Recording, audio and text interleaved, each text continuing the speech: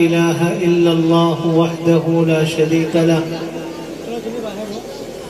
ونشهد أن سيدنا وحبيبنا وشفيعنا وسندنا ومولانا محمدا عبده ورسوله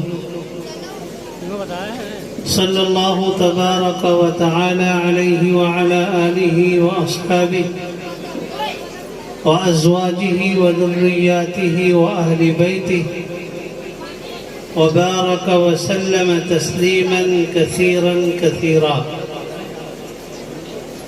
أما بعد فأعوذ بالله من الشيطان الرجيم. بسم الله الرحمن الرحيم.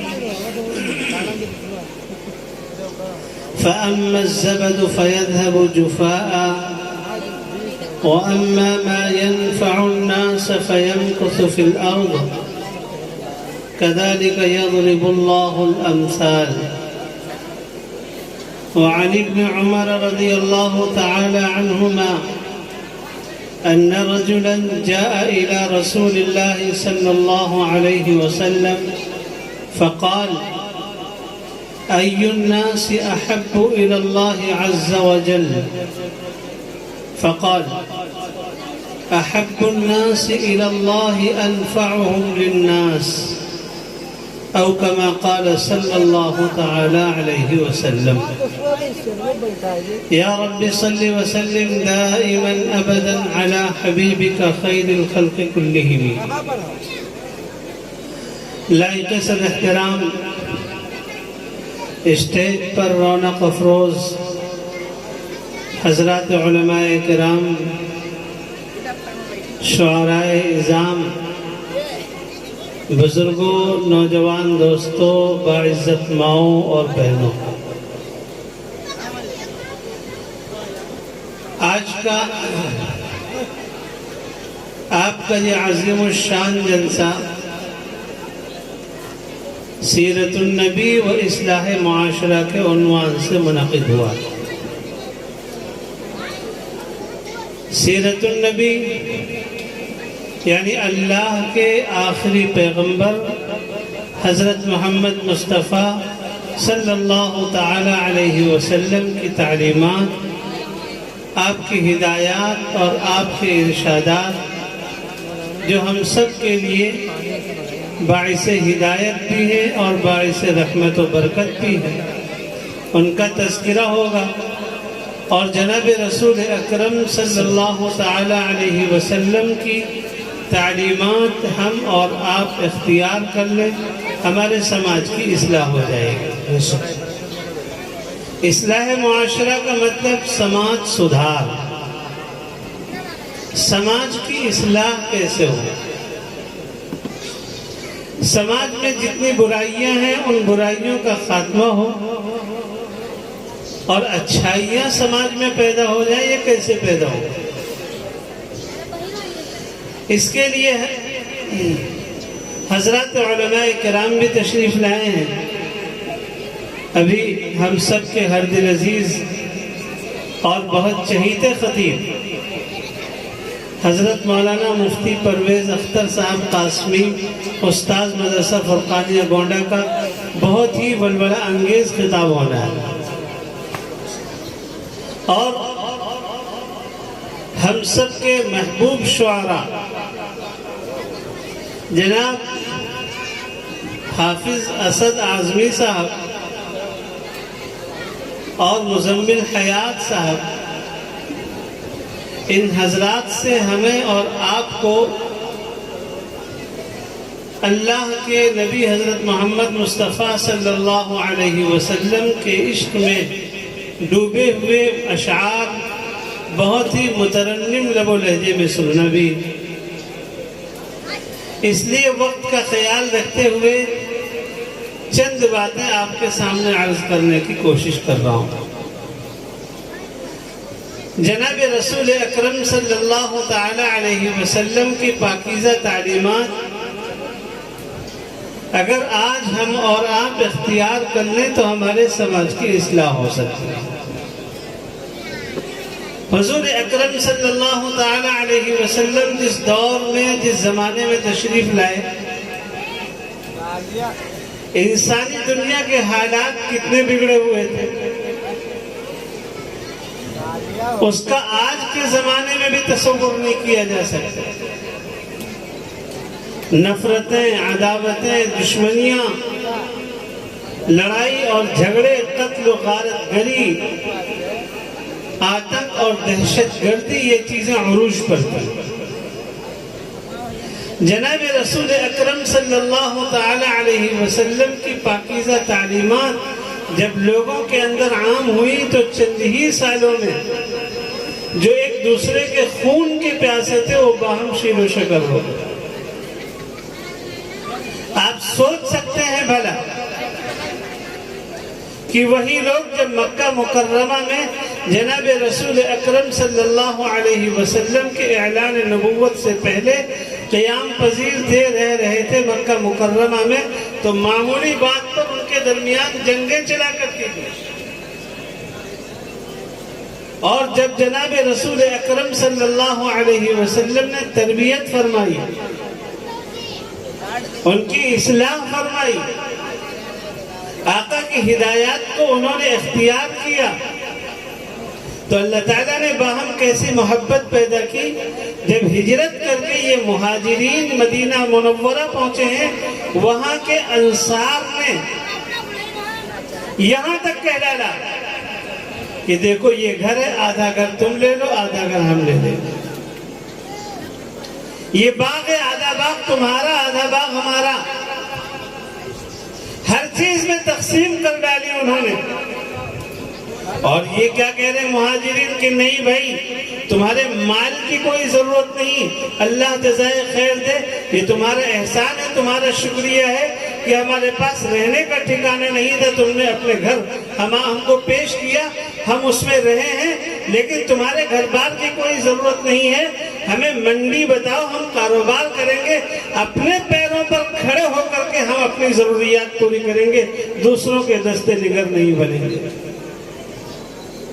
جناب رسول اکرم صلی اللہ تعالی علیہ وسلم 23 سال اس دنیا کے اندر اعلان نبوت کے بعد میں رہے،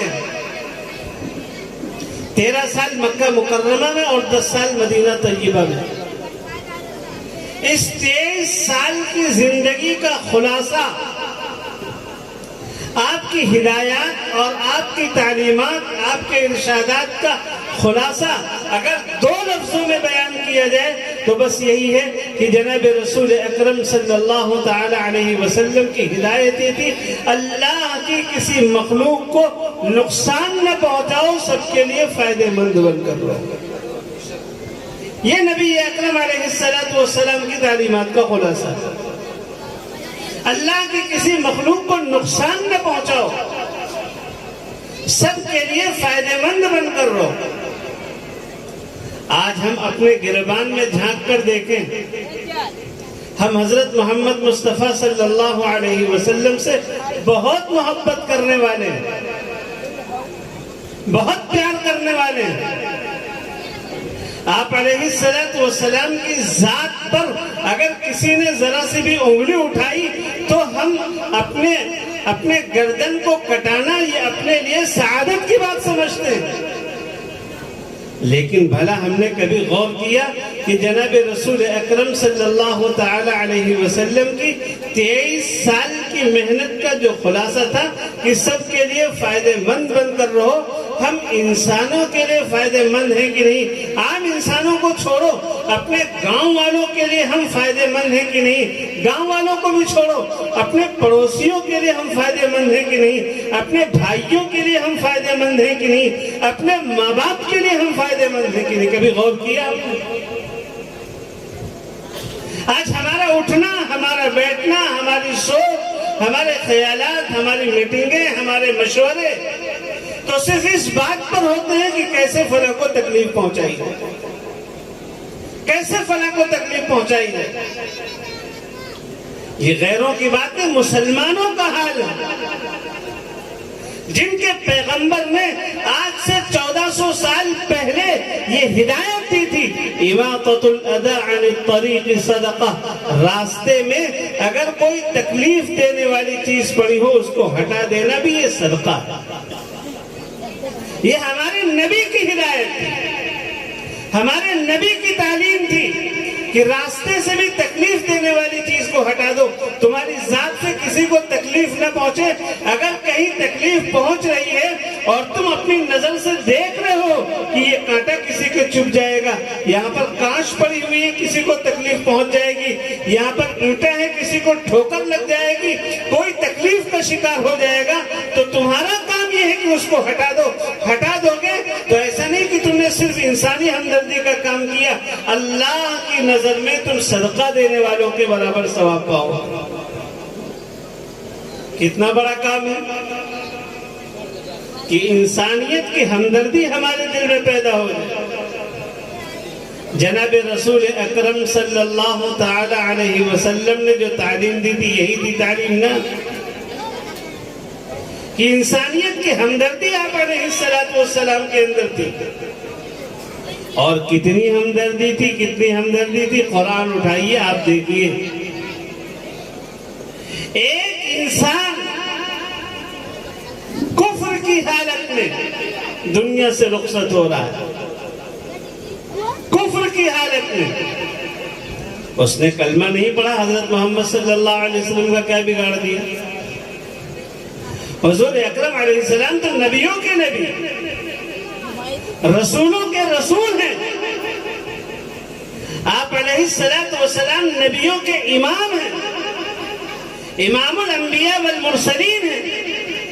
اللہ نے معراج پر نبی اکرم علیہ السلام کو بلایا، ساتوں آسمانوں کی سیر کرائی، جنت اور جہنم کی سیر کرائی، اتنا اونچا مقام حضرت محمد مصطفیٰ صلی اللہ تعالی علیہ وسلم کو دیا ہے۔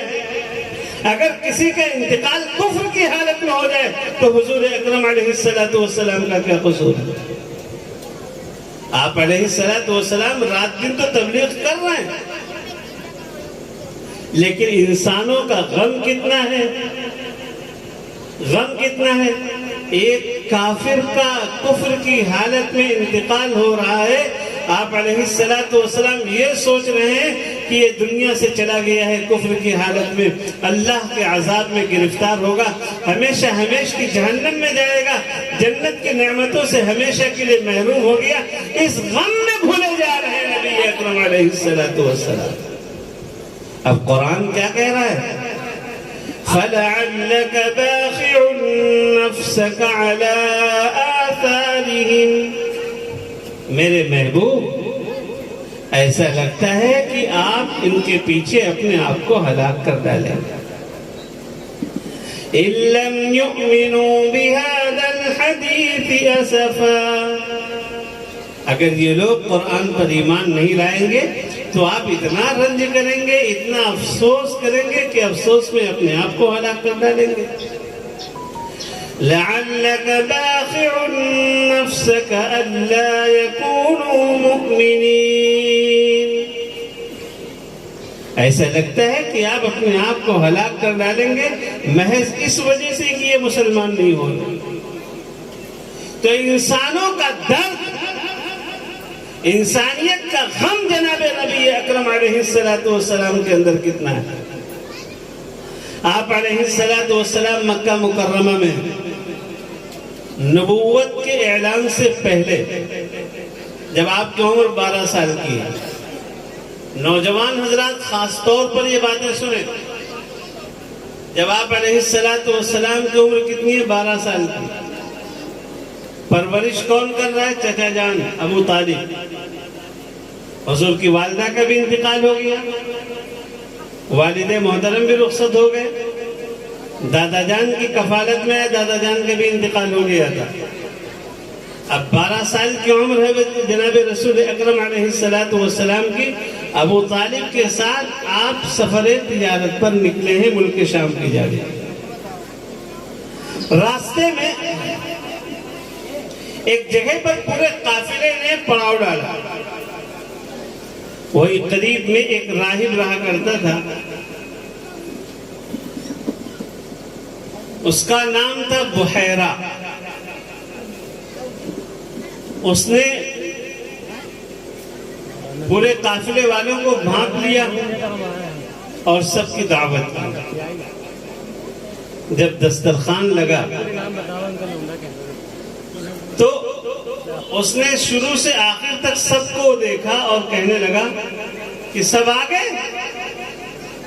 لوگوں نے کہا ہاں سب لوگ بیٹھ گئے دسترخوان پر. تو بحیرہ راہب نے کہا نہیں، ایک آدمی نہیں بیٹھا ہے، ایک آدمی کم ہے. کہا سب آ گئے. اس نے کہا ایسا نہیں ہو سکتا، اور خبردار تم لوگ کھانے کو ہاتھ بھی نہیں لگا سکتے جب تک وہ آدمی آ نہ جائے، کوئی ایک آدمی کم ہے. تب ابو طالب نے کہا کہ ہاں کم کوئی نہیں، میرا بھتیجا ہے جو عمر کے اعتبار سے 12 سال کا ہے، ننھی سی عمر کا ہے، بہت شرمیلے مزاج کا ہے، وہ جلدی کسی کی دعوت قبول نہیں کرتا، وہ سامان کے پاس ہے، ہم سب لوگ کھا لیں گے اور اس کے لیے کھانے کا انتظام وہی کر دیا جائے. بحیرہ راہب نے کہا بس اسی کی تو تلاش ہے، اسی کی وجہ سے تو میں نے سب کی دعوت کی، اس کو بلانا پڑے گا. حضور اکرم صلی اللہ تعالی علیہ وسلم کو بلایا گیا. اب دسترخوان پر پورا قافلہ بیٹھا ہوا ہے، نبی اکرم علیہ السلام بھی تشریف فرما ہے. بحیرہ راہب بھی سامنے بیٹھ گیا. اب دیکھ رہا ہے کہ حضور کیسے کھانا کھاتے ہیں، کھانے کے دوران کس طرح بیٹھتے ہیں، کیسے لقمہ توڑتے ہیں، کیسے چباتے ہیں. کھانا کھانے کے پورے طریقے کو دیکھا.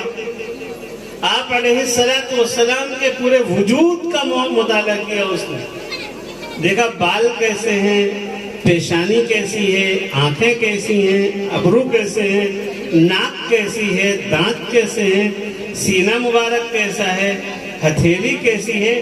آپ کے پورے وجود کو اس نے دیکھا.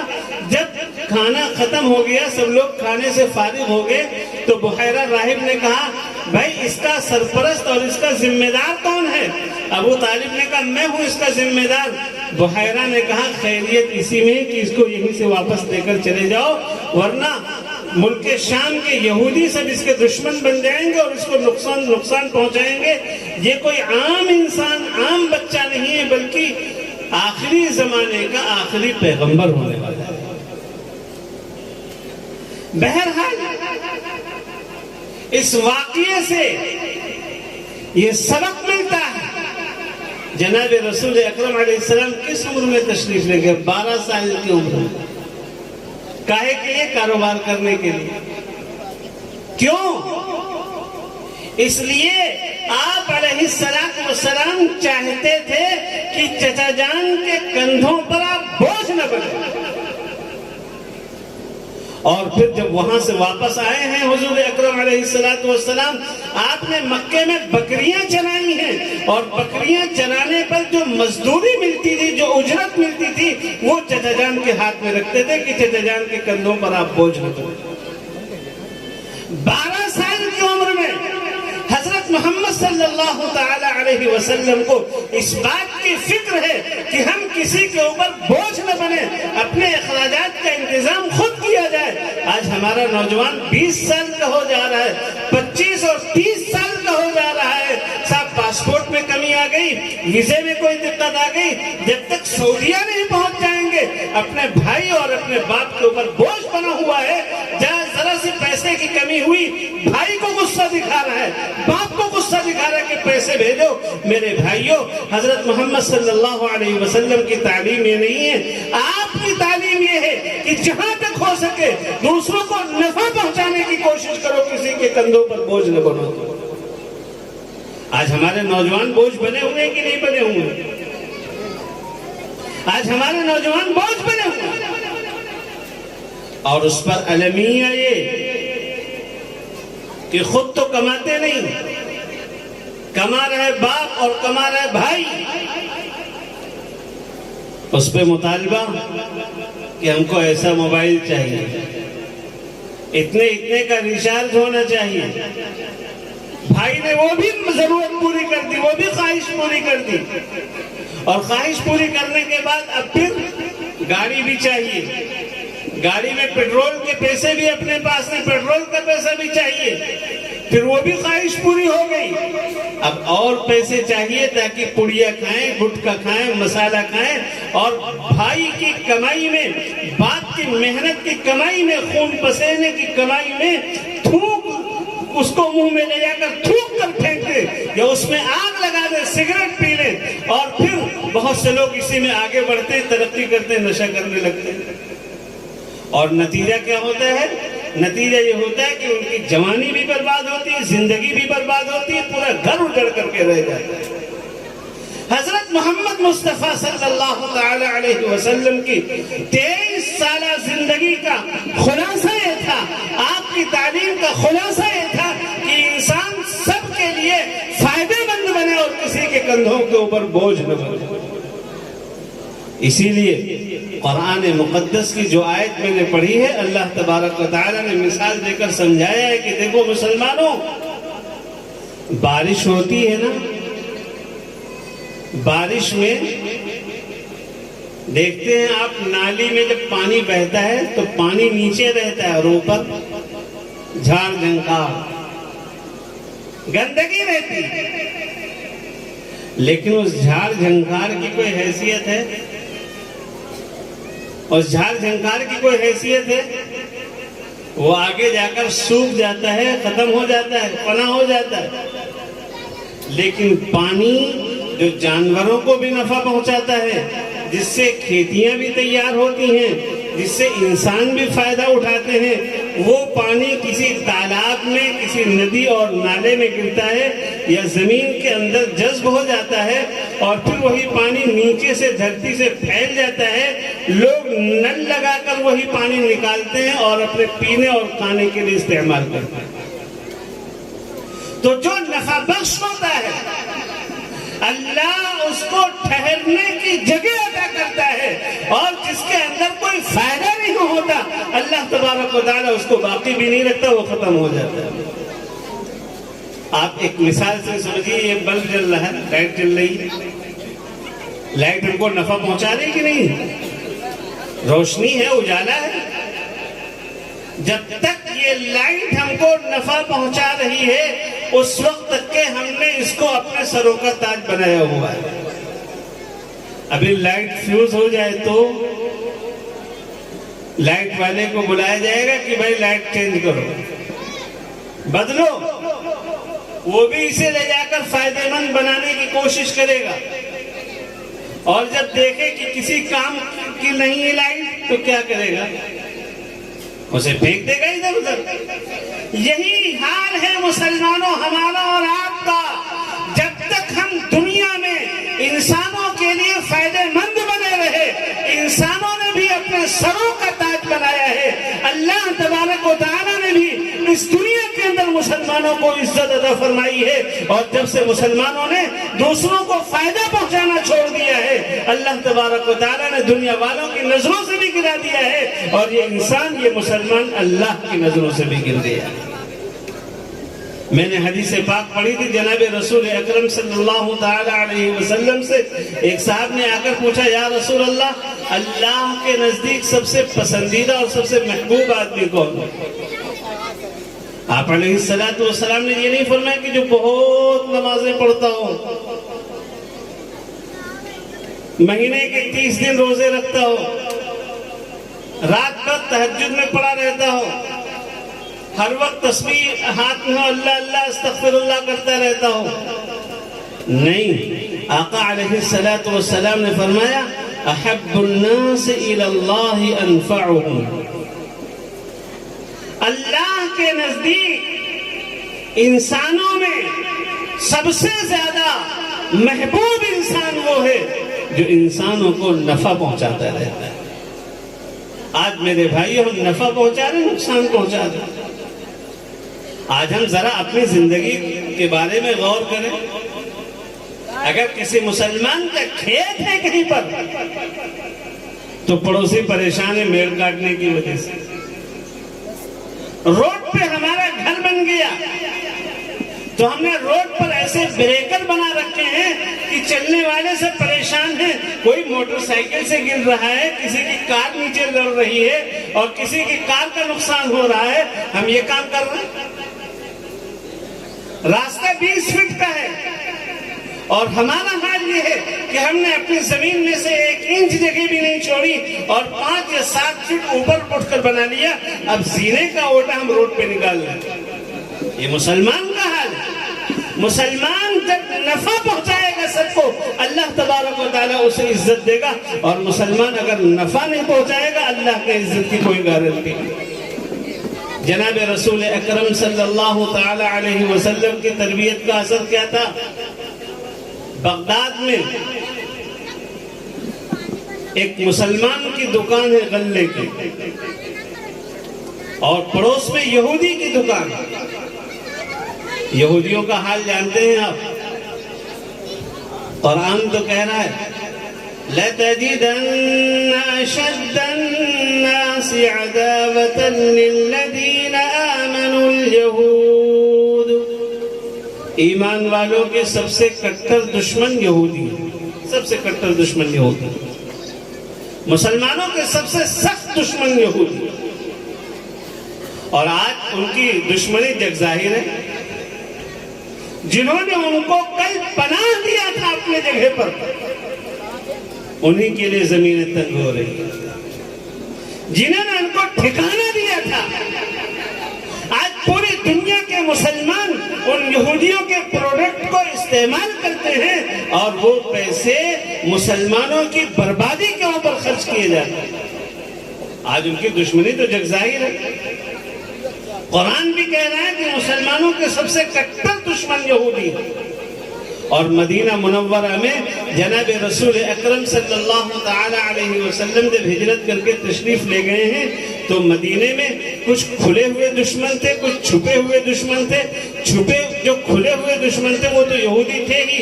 جو چھپے ہوئے دشمن تھے, جن کو منافق کہا جاتا تھا, جو اللہ کے نبی کے سامنے آ کر کہتے تھے کہ ہم مسلمان ہیں, اور پیچھے جا کر پلاننگیں کرتے تھے, منصوبے بناتے تھے کہ کس طرح مسلمانوں کو تکلیف پہنچایا جائے, کس طرح ان کو نقصان پہنچایا جائے.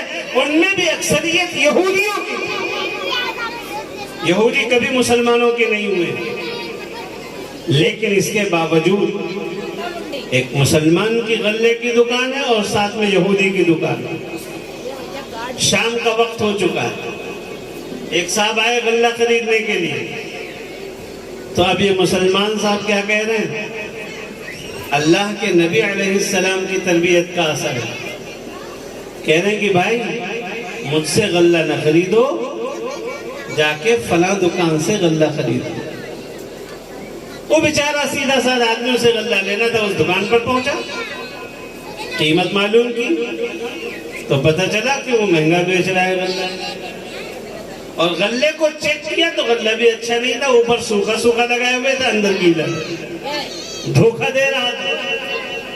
پھر واپس آیا مسلمان کے پاس کہ بھئی آپ غلہ بیچ دیں, آپ دے دیجئے. کہا نہیں, وہاں سے خرید لو. کہا نہیں, مجھے آپ سے دینا ہے. آپ بتائیے آپ کیوں نہیں دے رہے؟ دکان کھولی بیچنے کے لیے. دکان آدمی کھولتا ہے اسی لیے کہ بکری ہو. آپ بیٹھے بیچنے کے لیے, میں خریدنے کے لیے آیا ہوں. گاہک آ گیا, گاہک کو ایک دکاندار دوسرے دکاندار کے پاس نہیں بھیجتا ہے, آپ کیوں بھیج رہے ہیں؟ تو جواب سنیے. وہ کہنے لگے کہ دیکھ بھائی, میرے بھی بال بچے ہیں اور اس کے بھی بال بچے ہیں. وہ ہے میرا پڑوسی دکاندار. میرے بھی بال بچے, اس کے بھی بال بچے. صبح جب سے دکان میں نے کھولی ہے اب تک میں نے بہت پیش ڈالا ہے. میں اپنے گھر پر لے کر جاؤں گا, کافی نفع لے کر جاؤں گا, بچوں کے لیے کھانے پینے کی چیزیں لے کر جاؤں گا, میرے بچے خوش ہو جائیں گے. اور صبح سے میں دیکھ رہا ہوں اس یہودی نے اب تک کچھ بھی نہیں بیچا ہے, اس کے بھی بچے ہیں, وہ اس کے بچے انتظار کر رہے ہوں گے کہ میرا ابا ابھی بازار سے آئے گا, کچھ لے کر آئے گا. لیکن باپ نے جب کچھ بیچا ہی نہیں ہے, باپ خالی ہاتھ جائے گا تو اس کے بچے مایوس ہو جائیں گے. اس لیے میں یہ چاہتا ہوں کہ تم اس یہودی سے خرید لو تاکہ اس کے بچے بھی خوش ہو جائیں. یہ اللہ کے نبی علیہ الصلوۃ والسلام کی تربیت ہے۔ آج ہمارا حال کیا ہے کہ ہمارے پڑوس میں اگر کسی کی دکان کھل گئی اور اللہ کی مدد آئی، وہ دکان بڑھیا چلنے لگی، تو ہمارے پیٹ میں مرور شروع ہو جاتا ہے۔ ہم اپنے بارے میں سوچنا ختم کر دیتے ہیں، اس کے بارے میں سوچنے لگتے ہیں کہ صاحب اس کی دکان اتنی اچھی کیوں چل رہی ہے، اتنی آمدنی کیوں ہو رہی ہے، اتنا پیسہ یہ کہاں سے کما رہا ہے، کہاں سے گھر بنوا رہا ہے، کہاں سے پلاٹ لے رہا ہے، کہاں سے کیا کر رہا ہے۔ ہم اس سوچ میں پڑ جاتے ہیں۔ اللہ کے نبی علیہ الصلوۃ والسلام فرماتے ہیں کہ اللہ کے نزدیک سب سے پسندیدہ انسان وہ ہے جو انسانوں کو نفع پہنچائے، اور قرآن کہہ رہا ہے جو جھاڑ جھنکار ہے، جس کے اندر کوئی فائدہ نہیں ہے، اس کو خوش کر کے ہم ختم کر دیں گے، بچے گا وہی جو سب کو نفع پہنچانے کی کوشش کرے گا۔ اس لیے میرے بھائیوں، میرے بزرگوں، ایک چھوٹی سی یہی نصیحت ہے کہ ہم طے کریں کہ انشاءاللہ ہم سب کو نفع پہنچائیں گے۔ ایک تو ہے مالی نفع، کوئی پریشان حال ہے اس کی ہم مدد کریں۔ آج تو مدد کرنے میں بھی سیاست ہونے لگی۔ بھئی مدد کہاں کریں گے؟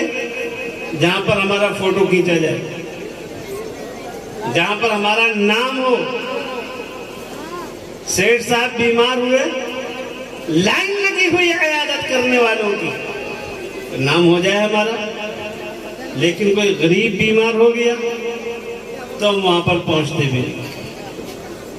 ہم سب کو نفع پہنچائیں، جو نفع کا زیادہ حاجت مند ہے اس کو زیادہ سے زیادہ نفع پہنچانے کی کوشش کی جائے، اس کو زیادہ سے زیادہ فائدہ پہنچانے کی کوشش کی جائے۔ جناب رسول اکرم صلی اللہ تعالی علیہ وسلم فرماتے ہیں، حضرت براء ابن عازب رضی اللہ تعالی عنہ کی روایت ہے، صحیح بخاری میں موجود ہے، وہ فرماتے ہیں کہ حضور اکرم علیہ السلام نے 7 باتوں کا ہمیں حکم دیا تھا۔ ان میں کیا کون کون سی باتیں ہیں اس میں آپ غور کریں، سب میں انسانوں کا نفع ہے۔